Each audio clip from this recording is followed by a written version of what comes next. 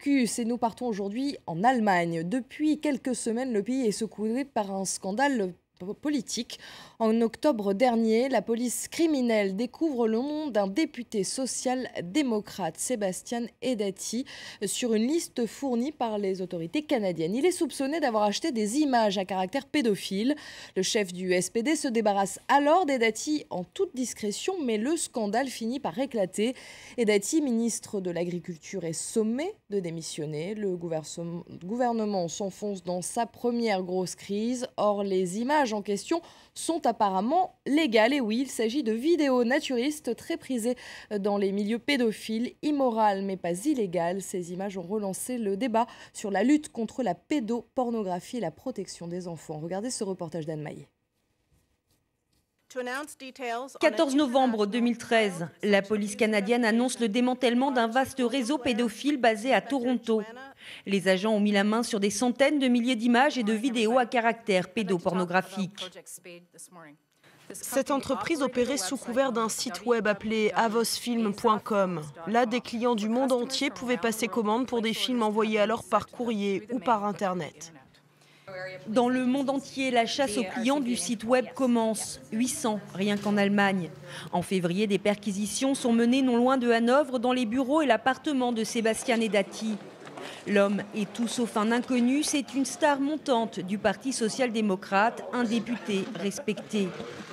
Mais Sebastian Edati, qui s'est depuis réfugié à l'étranger, ne semble pas très inquiet. Sur sa page Facebook, son avocat estime qu'il n'a rien à se reprocher. Le procureur général de Francfort, tout comme le procureur d'Hanovre, considère que le comportement de M. Edati n'est pas punissable. Il n'y a pas de zone juridique grise, seulement la légalité et l'illégalité. Car pour l'heure, les vidéos incriminées semblent bel et bien légales. Nombre d'entre elles ont été réalisées en Roumanie par un pédophile allemand. On y voit des jeunes garçons qui se chamaillent à moitié nus, mais sans aucune scène pornographique à proprement parler. Or, la législation allemande ne condamne que la représentation explicite d'actes sexuels avec ou devant des enfants et l'exposition de leurs parties intimes.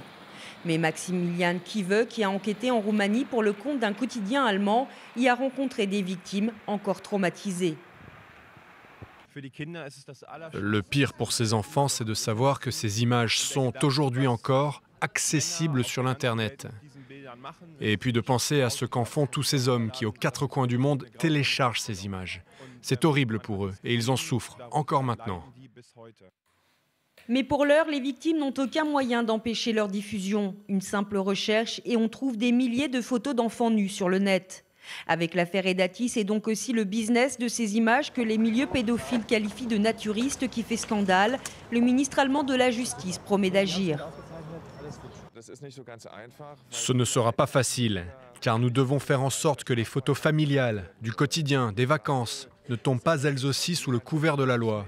En revanche, on peut effectivement envisager d'interdire et de poursuivre tous ceux qui en font commerce, en les vendant ou en les achetant. Faut-il interdire la vente et l'achat d'images d'enfants nus? L'affaire Edati a ouvert le débat en Allemagne.